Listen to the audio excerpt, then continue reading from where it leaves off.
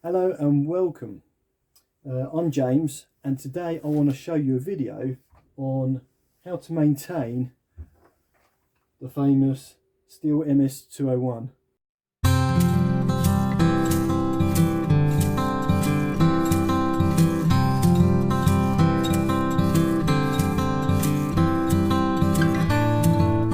I want to go over a few basic things: cleaning the air filter, tightening the chain, and just some areas you've got to pay attention to when maintaining a top handle chainsaw, and in this case today the MS200, well the 201 in this case.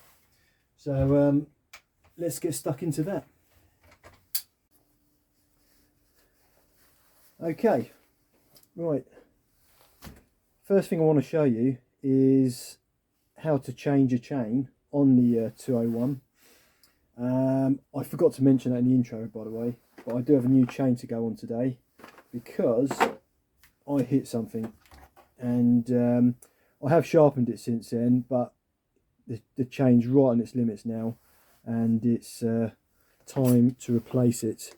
So as you can see, just see if the camera's going to zoom in into it. Is it?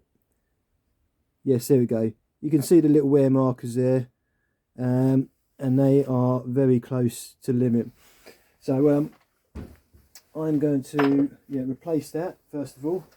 Tools I'll be using today for the maintenance: 13mm socket and ratchet, flathead screwdriver, paintbrush for cleaning later on, and I've got an airline as well rigged up, and I'll have this for finishing off the cleaning later as well. But also one other thing that's good to have is this tool with the little hook on it, a groove cleaner for the bar. That can be useful, although I must admit I do it on the airline now, but I'll show you how you can use that as well if you don't have a compressor. Right, first things first, let's undo the 13mm bolt, take the brake off, undo the 13mm bolt, get it nice and loose, unwind that fully so it's undone. It's one of those bolts that sit in the body of the side cover, so it's not going to come out. So just undo it as far as it will go. Flathead screwdriver, undo it a good few times, get the chain slack, and then pull off the side cover. Just always bear in mind where this locates, because when you go to put that back on, the amount of times I've forgotten to slide that into position and it's not actually located and it's flapping around, that is really annoying because you then have to take it all off again and redo it. So just keep an eye on where that locates. That located there on the brake. This particular brake, I'm pretty sure there's a little spring that's gone, as it's not supposed to be that floppy. It's supposed to be torn, so something's gone amiss inside the brake compartment in here, so I might check that out later. As you can see, it's very dirty from use, so we'll do a full inspection on that soon. Bar and chain, just lift the bar out, slide it back, lift the chain off, plonk that on there, and then take the bar out, and those components will be ready for cleaning now, which I'm going to do now. I'm literally just going to use an airline and blow it outside, so yeah, you don't need to film me doing that, but I will show you this quickly. If you haven't got an airline, you can use a tool like this or something similar, or you can just make something up. It's a groove cleaner. You just put the hook into the groove and pull out the rubbish that's in the groove of the bar. Well, actually wasn't much in there, so that wasn't bad. Right, I'm going to go and airline these off and just blow all the sawdust and all the rubbish off around the clutch drum, all round here. Oh yeah, I forgot to mention, I am going to take the plug out I'll probably re-grease the crankshaft later. I'll show you how to do that later, and yeah, we'll go from there. Right, I did find a couple of things wrong with it as I took it apart. My climbing saw. It does do a lot of work, this saw. It's recently got used on a hedge topping job. The exhaust guard shield, or exhaust shield, whatever you want to call it, that sits in here. It's just floating around there at the moment. I think the rivets are broken off, and so it needs to be re-riveted. I don't actually have a rivet gun at the moment, so that would be a job to do another time. But I've got to re-rivet this bit of metal to this plastic inside there. So I'd use a rivet gun and re-rivet here and here. I have done one before, but I don't have the rivet gun with me at the moment, so that'll be for another day. I'll stick that in there now, for now though. So I've just blasted all this with the air gun with my compressor. So I've just cleaned all this up. We're going to take this apart in a minute and just see what's going on in here, because this shouldn't be this floppy. It feels very loose and wonky. It does still work though. As you can see, it tightens up the brake band, and you can release it off quite easily as well. So we'll look into that. Gave the air filter a good blow off and a clean up, and I've cleaned all around here as best I can, just to get all the gunky sawdust out of it. And I want to lubricate the crankshaft later as well, and the bearing in there, the needle bearing. So I'll show you how to do that. In fact, I'll start with that now. So you pull HT lead off the spark plug. Something like, again, I'm starting to realise my introduction wasn't much, as I forgot a load of tools, but a load of tools I'm going to be using. So for this, I'm going to use a spark plug socket, and I'm just going to undo the spark plug. Here we go. Pull that away from there. Take this out, and then what I'm going to do is I'm going to bung an old bit of cord, pull cord, down into through the spark plug hole to jam the piston to undo this here. So this is a backwards thread, so to undo this you go clockwise with it, and I'm going to stick some cord or something down here, down in the spark plug hole to jam the piston, to make sure that this locks in place, so I can undo the clutch. You can buy a proper stopper. In fact, I think these actually come with one. When you buy these brand new, they actually come with a piston stopper. But because they're quite a solid bit of plastic, I think some people cringe at using it, and I do as well. So yeah, I prefer to use something softer, hence the cord, just to jam the piston up. Let's do that now. I'm just going to do that off camera.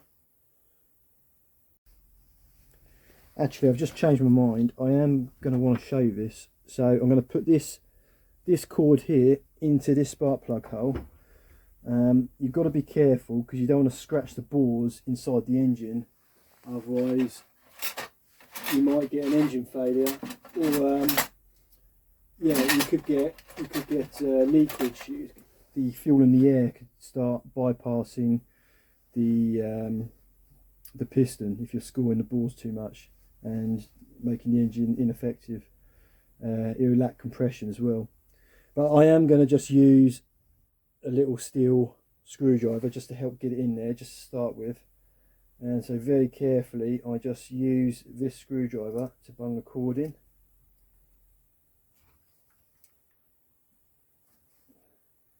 So I know how far I can go before you reach the main bore of the cylinder of the engine. So I don't actually recommend this. If you can just use something else, maybe something non-plastic, to stick the cord in the piston, or just use a piston stop if you prefer. Like I said though, there is a question mark over whether you could actually damage the piston with that though. I think that'll do. I think I've got enough of it in there. So now what I do is I'll stick a 13mm socket on my ratchet and stick that on the end here. Hopefully it will jam up in a minute. There we go, it's jammed up. And now let's see if this undoes. There we go, it went. They're not always that easy, by the way. They can seize up and be a right pain to get off. And I have one time I did use a bit of plastic strimmer line down in the piston, down in the spark plug port there, to jam the piston, because I was just desperate at the time. I was just trying to find something, and I accidentally threaded the I accidentally slid the strimmer line all the way through into a cylinder port, causing the piston to get stuck up against the strimmer line and where it was going in the port of the cylinder, and it was a nightmare to get out. I thought I was going to have to strip the engine to take it apart, but fortunately I managed to reverse the engine and eventually, and then pull the strimmer line free. So be careful and be warned when you do this. If you are poking something long down there, down the spark plug port, just be aware that it might go down the port, one of the cylinder ports where the fuel and air comes in, or where the exhaust port is. One way you could combat that though is just make sure the piston's in top dead centre. So just keep turning the engine over slowly with the pull cord until you can feel the piston has reached the very top of its reach in the cylinder, and you can do that carefully by putting a small screwdriver down there and feeling where it is. Clutch seems to be in good condition. None of the springs are broken. Always check these springs. They break frequently on saws generally, and can be a pain to replace. There's the clutch drum, and there's the sprocket on the drum. There is some wear here, but it's not too bad, and there's no wear in the grooves here, so I think that is passable. And this is the needle bearing I want to re-lubricate with grease. Can we pick that up? Yep. And pack that full of grease and then re-put it onto the saw. A couple of things that can be handy for cleaning these needle bearings up is carb cleaner. I'll just give it a bit of a spray off, and then I'm using GT85 today, but WD-40 should be fine as well. Just give that a spray, lubricate it up a bit, just to make sure there's nothing seized on the needle bearings. Shouldn't be. I do this regularly, so let that drain off a bit, and then yeah, make sure the end of the crankshaft is clean. And another check you can do here as well is make sure that none of these plastic bits are broken off, because this is what drives the oil pump for the chain oil to reach the bar. So just always keep an eye on that. It comes off easy enough. It's okay, I can't bother now, but yeah, just give that a clean up. Make sure the end of the thread is clean as well. And then let's put some grease on the end of the crankshaft, just a little bit. Okay, that's probably a bit too much, but never mind. Any excess grease I'll pick up, I stick it on the sprocket drum, yeah, which I've yet to clean, so I'm just going to wipe that for now.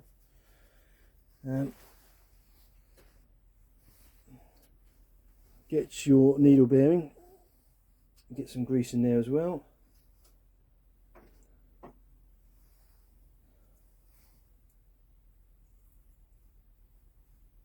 Yeah, it's gone everywhere.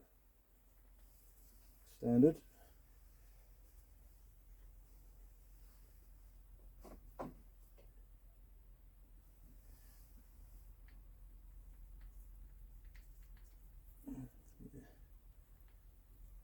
What I probably should have done actually is just pack the grease into the needle bearing rollers as best I can.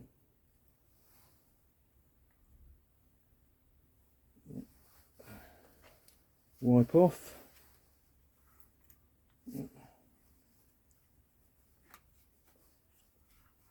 don't want too much grease flying around because you don't want it running into the clutch too much.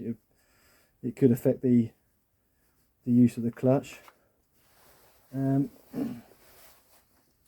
now I'm just going to clean this up and stick that back on the needle bearings, and then I'll stick the clutch back on. Okay, so clutch back on now, anti-clockwise to tighten the clutch up. You can't get it wrong because the this end here where you undo it protrudes and sticks out. This hexagonal kind of bolt head on the clutch itself, it sticks out. So yeah, it's pretty straightforward which way it goes. I always just try and tighten it up a bit more whilst I've still got the thread in the down the cylinder. So it'll probably jam again in a minute. There it goes. I'll just nip it up. Make sure that's okay. It's good. Then I pull the cord, the old pull cord, back out the cylinder. Save that for another day, and that's that done. And all I've got to do now is just put the spark plug back in the cylinder, but I think I'll clean this one up a bit as it looks a bit manky. And I have noticed this one's been over fueling a bit. I noticed this the last time I serviced this saw as well. Can you see how black and sooty it is? I don't usually get that sooty.